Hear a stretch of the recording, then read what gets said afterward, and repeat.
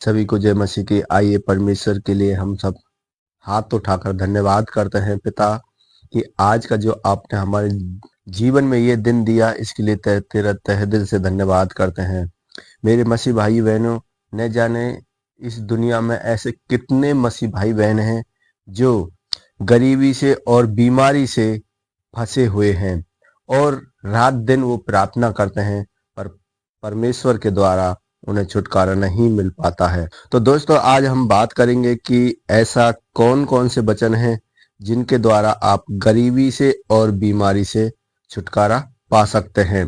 तो सबसे पहले हम यशायाह 65 का 21 से लेके 22 तक पढ़ेंगे, क्योंकि उसमें परमेश्वर हमसे बातें कर रहे हैं कि मैं तुम्हें किस प्रकार गरीबी से निकाल सकता हूँ। वे घर बनाकर उसमें बसेंगे, वे दाख की बारियां लगाकर उनका फल खाएंगे।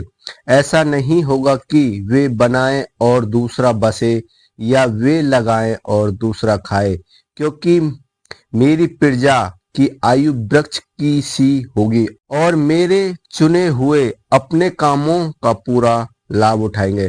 तो मसीह भाई बहनों, परमेश्वर हमसे वादा करता है कि वचन के द्वारा वे अपना घर बनाकर उसमें बसेंगे और जो आप बारियां लगाएंगे, जो फलों के जो पेड़ लगाएंगे, जैसे कि आप फसल बोएंगे तो आप ही उसको खा पाएंगे, ना कि कोई दूसरा उसको खा पाएगा। तो परमेश्वर इस चीज को हमको समझा रहे हैं कि आप कभी भी गरीब नहीं रहोगे। जो मेरे बेटी बेटियां हैं वो कभी भी गरीब नहीं रह सकते।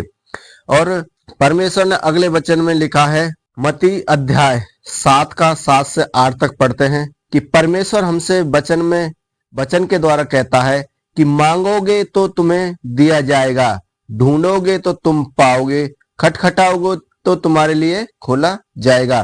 क्योंकि जो कोई मांगता है उसे मिलता है, और जो ढूंढता है वह पाता है, और जो खटखटाता है उसके लिए खोला जाएगा।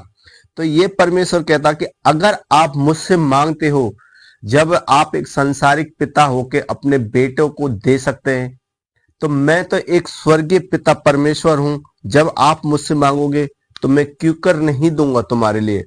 तो आप अगर परमेश्वर से बार बार उस चीज के लिए मांगते रहोगे तो परमेश्वर जरूर आपको वो आपकी जो इच्छा है उसको पूरा करेगा। और खटखटाओगे तो जैसे खटखटाने का मतलब है कि आप बार बार परमेश्वर पर प्रेशर करोगे कि परमेश्वर नहीं दो, परमेश्वर दो, तो आपको वो 100% देने वाले हैं।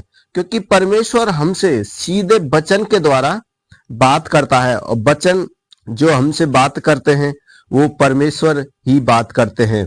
तो इसलिए आप जब भी प्रार्थना करो तो परमेश्वर से जब प्रार्थना करने बैठते हैं तो वचन के द्वारा प्रार्थना करो। जो वचन मैं आपको बता रहा हूं, आप उन वचनों को दोहरा सकते हैं और परमेश्वर आपकी 100% सुनेंगे प्रार्थना को और उत्तर भी पूरा देंगे। अब परमेश्वर अगले वचन में कहते हैं, व्यवस्था विवरण 15 का 4 से 5 में हम देखते हैं, तेरे बीच कोई दरिद्र न रहेगा, क्योंकि जिस देश को तेरा परमेश्वर तेरा भाग करके तुझे देता है कि तू उसका अधिकारी हो, उसमें वह तुझे बहुत ही आशीष देगा।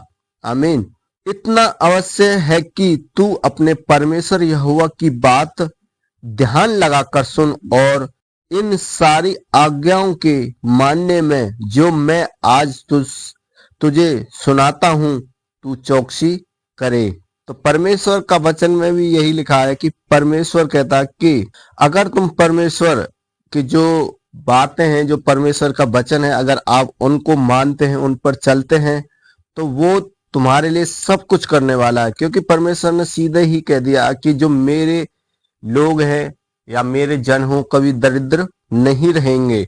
तो परमेश्वर इन वचनों के द्वारा आपसे सीधे बातें करता है और आप इन वचनों के द्वारा परमेश्वर से प्रार्थना करो ताकि आप गरीबी से और बीमारियों से हमेशा के लिए छुटकारा मिल जाए। तो आज की वीडियो में बस इतना ही। अगर आप चैनल पर नए हैं तो चैनल को सब्सक्राइब करके आमीन जरूर लिखना। और बेल घंटी को ऑन कर लेना, क्योंकि मैं प्रार्थना से रिलेटिव इस प्रकार की वीडियो आप लोगों के बीच में वचन से द्वारा लाता रहता हूं, ताकि जितने भी हमारे मसीह भाई बहन हैं इन सबको सुन के अपने जीवन में बड़ी आशीष पाए। आमीन। सभी को जय मसीह की।